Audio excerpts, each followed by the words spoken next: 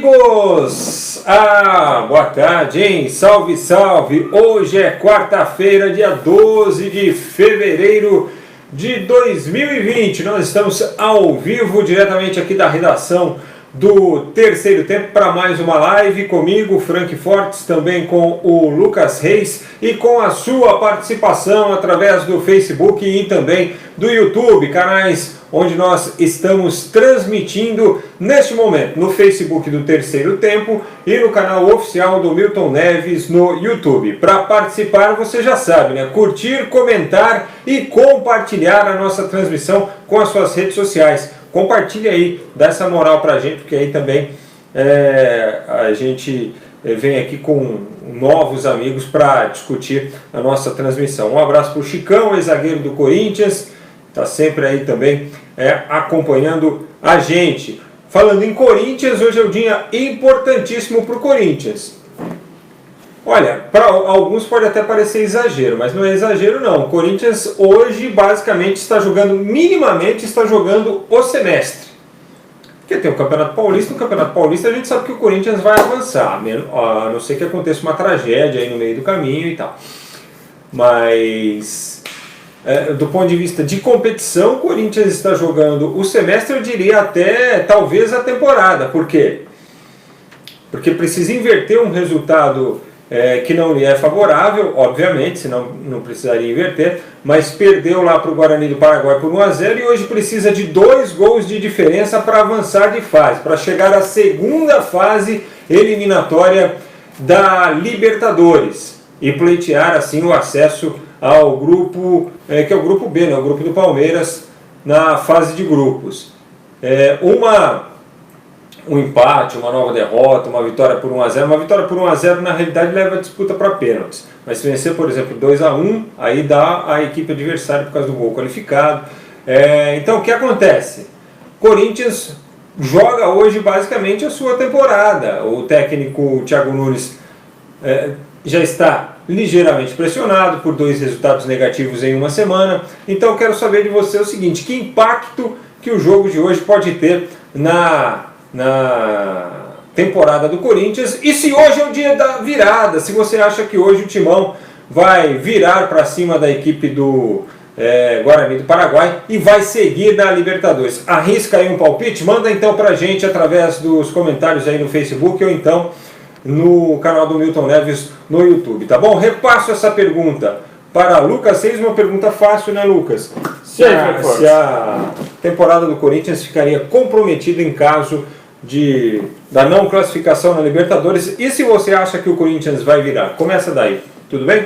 Tudo bem, um abraço para todos, um abraço para o Cid da Era do Gelo. Eu acho que o Corinthians... Eu acho que o Corinthians vai virar. Piada interna. Não. Eu acho que o Corinthians vira, acho que o Corinthians vai se classificar muito pela fraqueza do Guarani do Paraguai e pelo potencial alto, hein? E pelo potencial do Corinthians. Eu acho que jogando em casa, no final das contas, eu acho que o Corinthians vai passar. Não acho que vai ser tarefa fácil, mas eu acho que vai conseguir a classificação. Agora, com relação a comprometer a temporada, uma eventual eliminação comprometer a temporada, compromete com certeza absoluta. Primeiro, sobre o aspecto financeiro, porque além das premiações por disputar a Libertadores que você recebe da Conmebol, tem uma questão de bilheteria, estádio cheio ali por pelo menos, suponhamos que o Corinthians vá para a fase de grupos, seriam os 2 jogos da pré-Libertadores, esse contra o Guarani e o da próxima fase, e mais 3 jogos da fase de grupos. No mínimo 5 jogos de Libertadores em casa, 5 jogos de estádio cheio. 5 jogos com perspectiva de 40 mil. Exatamente. Então a questão financeira tem que ser muito levada em conta no caso de uma eliminação ou uma classificação. Pesa muito para o Corinthians não está esbaldando dinheiro por aí não. E tem um aspecto técnico que é importante, porque até pela questão financeira, você deixa de disputar a principal competição do continente e você, consequentemente, investe menos. De repente, o Corinthians pensa em se reforçar no meio da temporada, não vai acontecer. E tem a questão de você disputar o campeonato secundário. Como diria também um amigo nosso, questão anímica, né? você deixa de disputar o campeonato mais importante do continente. Você vai ficar o primeiro semestre ali disputando o Paulista, depois um pedacinho do Brasileiro, para só depois entrar na Copa do Brasil. E, enfim, você deixa de disputar a principal taça do continente. Então, ficaria uma marca pesadíssima no trabalho do Thiago Nunes, ficaria um peso enorme nas costas dele. O André Sanches não é presidente de demitir treinador assim, em início de trabalho, e acho que nem seria o caso de demitir mesmo, mas ficaria uma situação muito complicada para o Thiago e para esse elenco para o restante da temporada. O time teria que se provar muito rápido na sequência da temporada, vencendo um clássico que já teria no final de semana contra o São Paulo e fazendo uma boa campanha no Paulista. Enfim, são muitos os efeitos que uma eventual eliminação poderiam causar no Corinthians nesse momento. Agora, falando aí, vou começar a mandar os nossos abraços aqui, na sequência para vocês. Agora, o Pedrinho, que chegou da seleção Sub-23, joga ou não joga? Na sua opinião, deve ser titular ou não? Para mim, o Pedrinho seria titular. Para mim, o Pedrinho é titular do Corinthians. Eu não me encanto pelo Pedrinho. Eu não acho que o Pedrinho é um jogador extra série, não. Ele é um cara de bom nível. Mas ele é mais jogador, por exemplo, do que o Janderson e o Everaldo. A tendência é que o Pedrinho seja titular no lugar do Everaldo. E aí ele passa o Janderson para o lado esquerdo. Fica com o Pedrinho aberto na direita, o Janderson aberto na esquerda. Também é a tendência que o Lucas Piton entre no lugar do Sid Clay. O Sid Clay não tá mal, e, enfim, a crítica é bem pesada em cima do Sid Clay. Então acho natural que o Thiago Nunes modifique o time, e essas devem ser as únicas modificações do time. Você acha que ele vai na vaga do Everaldo? Então. Exato. Então ele formaria ali do meio para frente com Camacho e Cantígio, Luan, Pedrinho, Janderson e o Bozelli mais à frente. E eu acho, honestamente, que se você tem uma peça como o Pedrinho, desejada por time europeu e vai jogar no Benfica, que serve a seleção olímpica e que é um jogador de talento, você tem que utilizar, porque ele já se provou mais do que quem estava jogando. Então acho que tem que escalar sim. Bom, muito bom. Olha só, um abraço para o Jonathan Inácio, para o Alex Kessa, que dá um bom dia para a gente, hoje da Guarani. Abraço, pessoal. Olha, rapaz... tem mais gente opinando aqui também. Deixa eu ver aqui, ó. Matheus César, Corinthians vai ser eliminado, se não for hoje vai ser no próximo, só não vai ser campeão, #paz, tá bom, tá registrado aí. Então também a sua opinião. Hoje 2 de Pedrinho, diz aqui o Júlio Alves. Não sei porque que não está atualizando aqui no meu aparelho, mas aqui eu estou conseguindo ler aqui, mas tem que ler a hora que chega, senão ele some, aparece como um alerta aqui pra gente. Vindo de uma semana com 2 derrotas, você acha que, assim, do ponto de vista emocional, esse time está abaixo, é algo que precisa ser compensado também, ou essas contingências aí, pelo fato de um jogo ter sido fora de casa, do outro ter sido com um time misto, os caras têm uma certa tranquilidade? Porque, queiram ou não, tem um peso aí, tem uma pressão já para esse jogo, né? E com 1 mês apenas de trabalho no ano, você ir para um jogo pressionado pelo resultado é complicado. Você está jogando uma final no dia 12 de fevereiro. É bizarro, mas enfim, o calendário tá aí e o Corinthians sabia disso quando se classificou. O planejamento foi feito em cima disso. Mas eu acho que a questão psicológica tem que ser levada muito em consideração. Porque o Corinthians já tem um histórico traumático em Libertadores, o Corinthians tem um histórico muito traumático diante do Guarani. E assim, à medida em que... Eu acho que quando o jogador entra em campo, ele entra pressionado, ele sente a pressão, mas ele consegue desenvolver o jogo dele. À medida em que, de repente, o jogo vai tomando um rumo que foge um pouco do controle do time, do time que em tese é mais pressionado, no caso do Corinthians, eu acho que a questão emocional vai pesando cada vez mais. Então, o time não consegue encaixar um bom jogo, toma uns contra-ataques, e aí começa a vir aquele negócio assim, mas a gente sempre perde pro Guarani, 3 jogos, 3 derrotas. A gente sempre se dá mal em Libertadores. Mata-mata de Libertadores a gente se dá mal. Eu acho que aí começa... Os fantasmas do passado começam a surgir, entendeu? Então é algo que tem que ser cuidado, sim. Imagino que foi cuidado pelo Thiago Nunes. E você vir da derrota no Paraguai, depois a derrota no Campeonato Paulista, eu acho que dá uma abalada na confiança, sim. Eu acho que não é fator principal. Eu acho que o Corinthians não vai ganhar ou perder por causa disso. Mas é um fator que pode contribuir para uma eventual derrota ou... se for superado, é algo que pode contribuir para uma eventual vitória. Giraldo Pereira, Timão 2-0 no Guarani, vai Corinthians, ele escreve aqui. O Daniel Capote, os 15 primeiros minutos vão definir o jogo hoje. Será? Lá foi assim, né? Lá foi assim, o gol dos caras foi com 7 minutos, né? E aí o Corinthians até tentou, mas não conseguiu. Eu, assim, sinceramente, acho que o Corinthians tem muito mais futebol para apresentar, inclusive, do que o próprio Guarani. O Rodrigo Viana, Corinthians passa por agora, porque agora tem Pedrinho, acho que é isso, né? O Janderson só corre, não tem definição, segundo o Rodrigo aqui. Eu acho, assim, que o Corinthians, tecnicamente, é uma equipe melhor do que a equipe do Guarani do Paraguai. Com relação ao primeiro jogo, acho que o Corinthians tem que afunilar menos o jogo.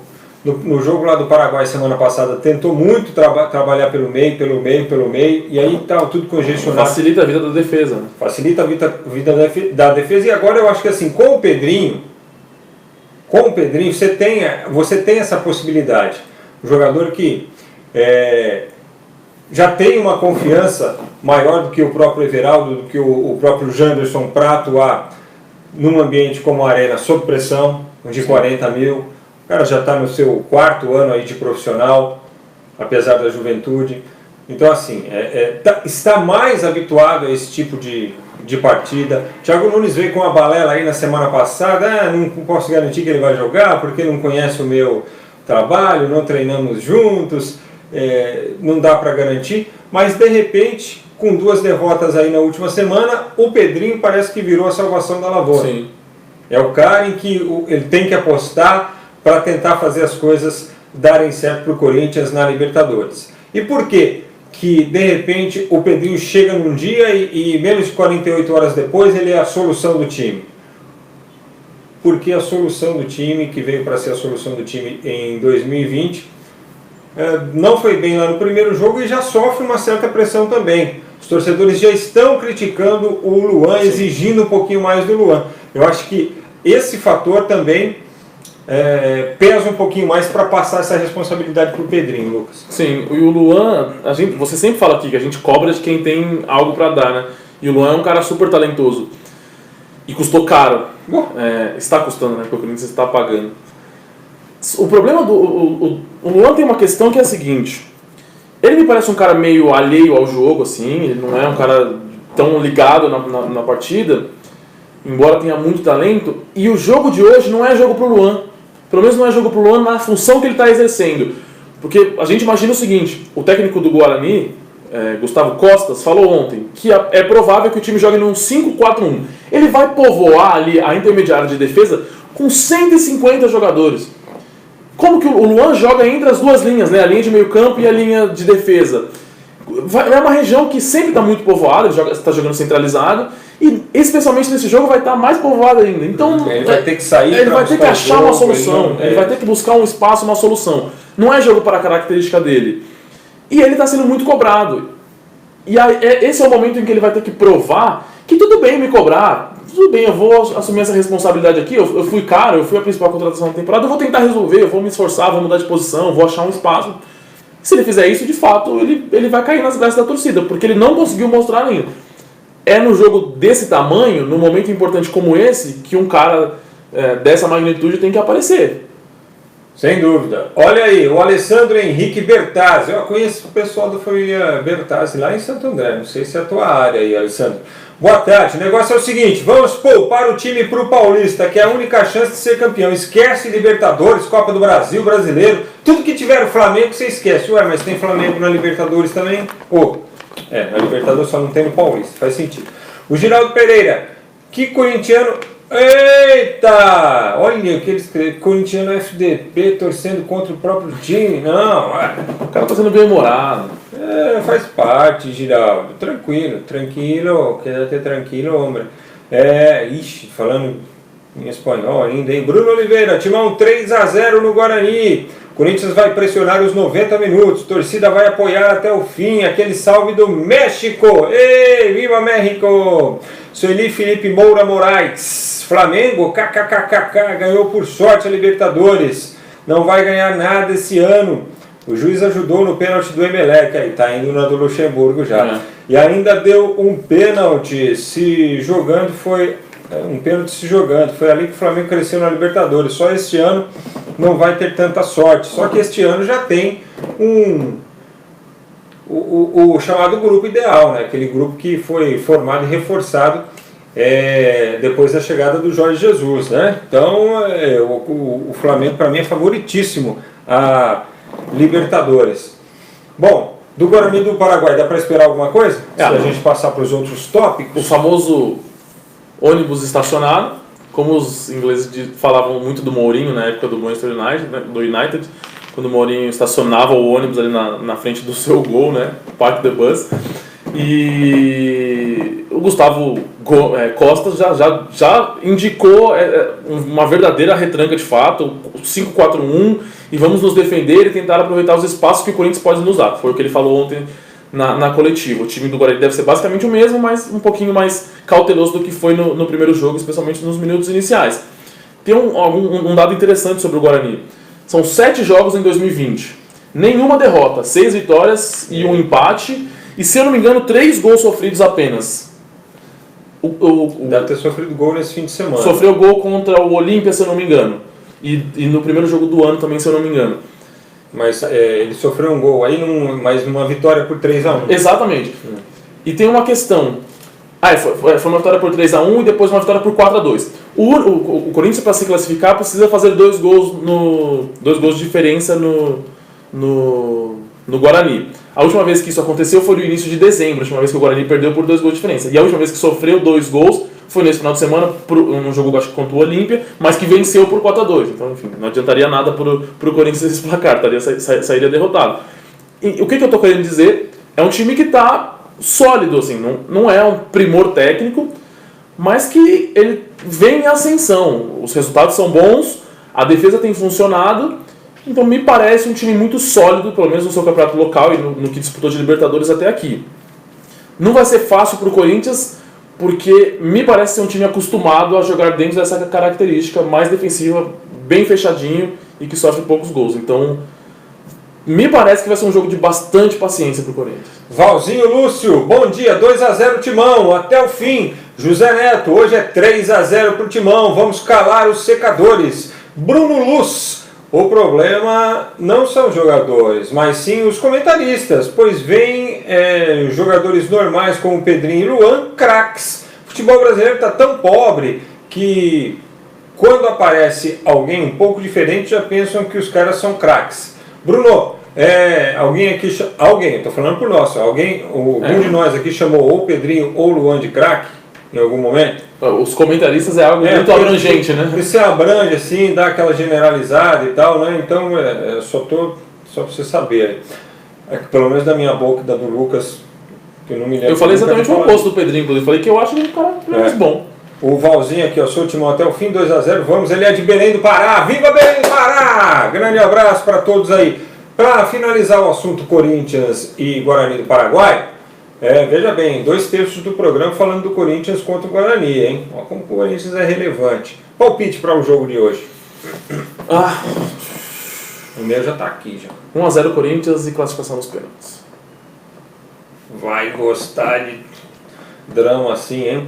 Para mim vai ser 2-0 para o Corinthians. O Timão sai classificado hoje lá da Arena Corinthians em Itaquera, o popular Itaquerão, né, Rodrigo Garcia? Só para fechar mesmo, Frank, um detalhe que eu ia deixando passar. O Gustavo Costas falou ontem na coletiva, ele foi perguntado sobre os pontos fortes do Corinthians e ele destacou em 3 respostas a capacidade do Camacho e do Cantídio de comandar o meio-campo corintiano. Quer dizer, de fato é um ponto forte do Corinthians, são dois jogadores que iniciam e armam as jogadas para o Corinthians. Então ele está muito consciente disso, certamente vão ser 2 jogadores que vão ter muito trabalho no jogo de hoje para se livrar da marcação. Muito bom. Bruno Luz diz que Luan e Pedrinho não passam de bons jogadores, só isso. Eduardo Lima, ainda bem que são bons jogadores, né? O Eduardo Lima, o Corinthians nunca reverteu um placar jogando em casa pela Libertadores, Fred. O Fred seria o Franklin? Então, feliz 2021 para o Corinthians. Associados do Corinthians nesta eleição para presidente. Ô Rodrigo Garcia, você vai fazer campanha para eleição do Corinthians aqui? Não vou ler essas coisas, hein? Não vou ler. Fazer campanha, não vou, cara. Pedindo voto. Corinthians Tranqueiras, desde Tranqueiras, Uruguay, até ya estuvimos en la arena en el 2018. Hoje vai dar Corinthians 2-0. Saludo para Milton Neves, pé frio. É isso aí. Ele disse que já teve na Arena em 2018, que hoje vai dar 2-0 para o Corinthians. Valeu, o Corinthians Tranqueiras, eu não sei o seu nome. Porque Tranqueiras é a localidade lá do Uruguai, pelo que eu estou percebendo aqui. Bom, hoje além de Corinthians e Guarani, jogo das 9h30 da noite na Arena Corinthians em Itaquera. Teremos também o Atlético Tucumã contra o The Strongest, também jogo de volta. Palestino e Cerro Largo. Jogo que define o adversário de Corinthians ou Guarani, na ida empate por 0-0, 1-1. E teremos também Cerro Porteño e Universitário. Deixa eu ver o resultado aqui direitinho, porque não pode dar a informação assim pela metade, né? Em uma semana a gente esquece já tudinho que aconteceu. Tabelas internacionais aqui no Globoesporte.com, que não tem problema da gente dar a fonte aqui direitinho, né? De onde Fala a fonte! Fala a fonte! Eduardo Batista, técnico do CSA. Foi 1-1 mesmo, Cerro Largo e Palestino. Primeiro jogo no Uruguai, o jogo de hoje no Chile. Desta partida sai o adversário de Corinthians ou do Guarani do Paraguai. Ontem nós tivemos o Táchira vencendo o Independiente Medellín por 2-0, mas o Medellín havia goleado na ida por 4-0, ficou com a vaga. A equipe colombiana está classificada para a próxima fase. O Internacional fez 2-0 na Universidade de Chile, um gol do Bosquilha, do Gabriel Bosquilha, que entrou no lugar do Patrick, que saiu lesionado com 15 minutos de jogo, e o Marcos Guilherme fez o segundo. E na próxima fase, o Inter vai enfrentar o Tolima, que venceu o Macará por 1-0 e ficou com a vaga. Agora na Copa, alguma coisa a acrescentar aí do Internacional? Não, apenas que foi o melhor jogo do Inter sob o comando do Eduardo Cudê e que mostrou alguns pontos bem positivos e alguns pontos um pouco preocupantes. Pontos positivos, o Inter marcando muito no campo de ataque, roubou muitas bolas no campo de defesa do seu adversário. Isso é bem legal, o time com linhas bem altas e muita intensidade na marcação. E aí tem um dado que você pode olhar pelo copo meio cheio ou meio vazio. O Inter finalizou só 8 vezes no jogo. Marcou 2 gols, foi um bom aproveitamento, mas finalizou pouco. Então assim, excelente. Falta essa talvez acelerar, talvez finalizar mais, talvez um pouquinho mais de intensidade ali no chamado terço final do campo. Acho que o Inter precisa pensar muito no companheiro de ataque pro Guerreiro, porque tem jogado o D'Alessandro quase como um segundo atacante. O D'Alessandro dá pouca profundidade, já não consegue dar tanta intensidade pela idade, não pela qualidade técnica, porque ainda é um grande jogador. Então acho que um companheiro de ataque para o Guerreiro seria bem interessante. Mais de 70% de posse de bola no jogo para o Internacional e 2 gols marcados por 2 reforços, mostrando que talvez o Inter tenha boas opções ali no banco para até solucionar essa questão que eu me referi. Bom, Joanderson Neri, hoje vai ser 2-0 para o Corinthians. Manda um abraço para Indaial, Santa Catarina. Alô, Indaial, Santa Catarina. Quando eu vendia parafuso, ferramentas, essas coisas, a gente comprava. A gente tinha um fornecedor de Indaial, Santa Catarina. Acho que produzia porcas autotravantes. Eu não lembro o nome da empresa, mas era aí Indaial. Viu, ô Joanderson? O Marcelo Cruz, boa tarde, amigos. O que vocês acharam do novo visual do fenômeno Neymar? Falem do Neymar. Eu não sei qual é o novo visual do fenômeno. Assunto interessante, realmente, né? O Marcelo Cruz é um cara que eu acho que ele... Bom, tudo bem, Marcelo. Valeu, já falamos aí. Achei interessante o visual do Neymar. Eu não vi. Hoje... cortou careca.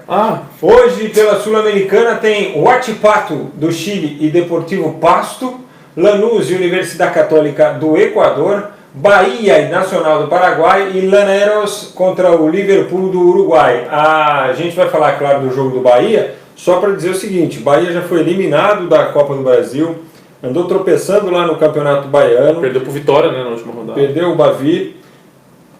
E por isso o querido Roger Machado está balançando.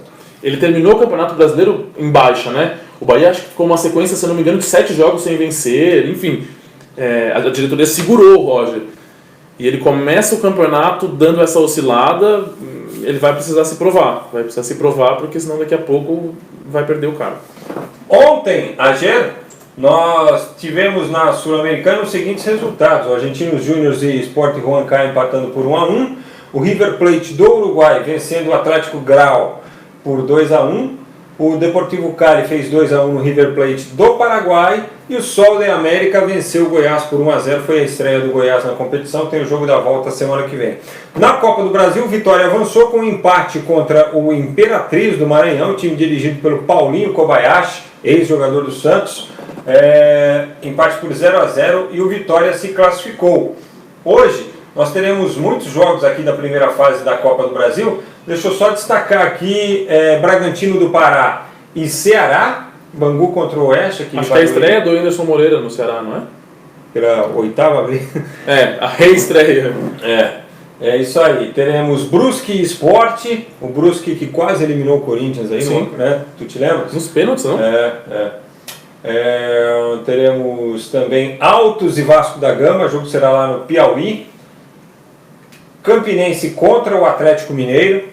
O Toledo jogando no Paraná contra o Náutico. E o Manaus enfrentando o Coritiba. São os principais jogos da Copa do Brasil neste dia. Algum destaque aí, alguma expectativa assim com relação à Copa do Brasil? O Galo estreando, eu acho que é bem importante porque está praticamente eliminado na Sul-Americana, tomou uma traulitada. Vai ser Galo contra Galo, né? Campinense também é Galo. É verdade.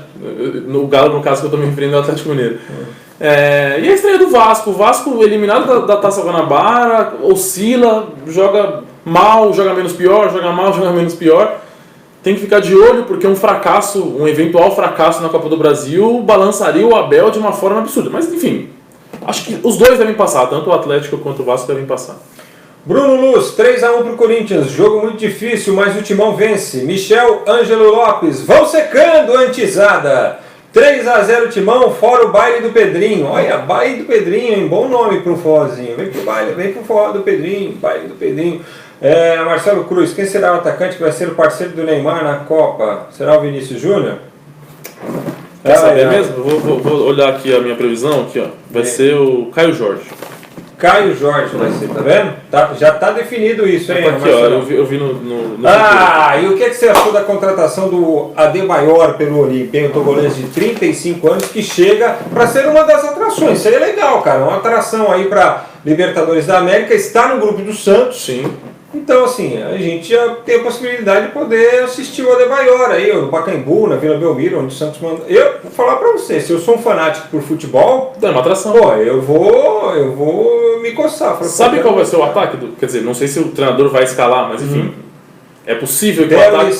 Delis Gonzalez, Roque Santa Cruz e Adebayor. Aí, bicho. Roque Santa Cruz joga bola desde que eu tenho 3 anos de idade. Jogaram juntos, inclusive, no Manchester City. Cara, eu acho legal. Foi base com o Durval, não, brincadeira. eu acho legal. Eu gosto quando vem uma atração assim. Não é? É bacana. Um cara que jogou num bom nível no futebol europeu, especialmente no Arsenal. Ele teve uma fase interessante no Arsenal. No City do Tottenham ele foi bem, mas a grande fase dele acho que foi no Arsenal mesmo. Enfim, é uma atração. Um cara que aparentemente não é um cara pesado, assim, que ganha peso fácil e nem de lesões graves ao longo da carreira. Então deve dar ele deve dar um caldo, né? De repente vai jogar 1-2 anos num nível razoável aí. Pro futebol paraguaio, acho que sim, vai jogar num bom nível. Pensando em Libertadores, acho que pode ser uma figura importante pro Olímpia. O Luiz Ferreira, fala Frank, hoje vai dar Guarani, hein? É o Luiz Ferreira de Salt Lake City. Um abraço para vocês. Valeu, Luiz. Grande abraço para você aí em Salt Lake City. Nos Estados Unidos, Dário Alves de Lima, 4-0 fora o baile.